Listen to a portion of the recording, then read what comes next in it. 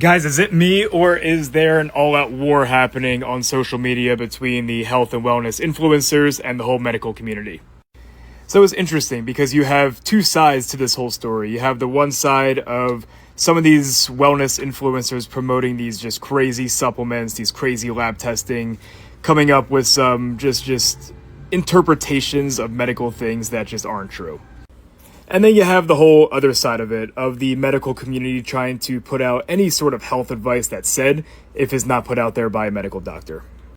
And listen, I know I'm a chiropractor. I'm not going to jump here and defend every single thing I hear on here from chiropractors because some of the stuff I hear is just crazy. And once again, on the flip side of that, there's some stuff that I hear from the quote-unquote experts of this world in the medical field that is just simply not true. And they're trying to do every single thing possible to take down anybody that they feel like doesn't have the same degree that they have.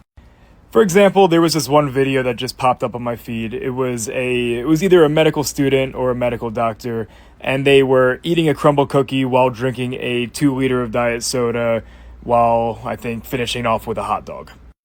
I get the whole idea of what this person was trying to do, of saying you can't be 100% perfect all the time. Don't let people gaslight you into thinking they eat perfect 100% of the time. I get it. But what messages like that ultimately do when you're trying to put something out there from a health perspective is it could give the wrong idea to some people, where if somebody's a type 2 diabetic or they have an extremely unhealthy child and they see a video of this coming from the supposed most trusted source, they're going to go out and say, okay, I'm going to buy a 4-pack of crumble cookie and then I'll flush it down with some Diet Coke after. Again, there's two sides to everything. There's the other side that's saying they're diagnosing GI inflammation from looking at different things in the x-ray that's just actually poop in their stomach.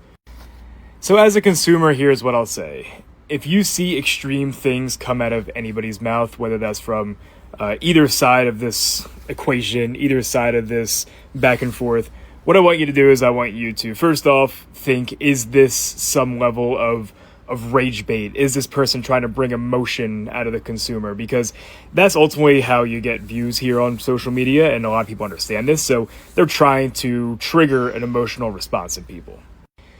Or if somebody says that, take this supplement and you'll be cured from X, Y, or Z, that's probably a red flag.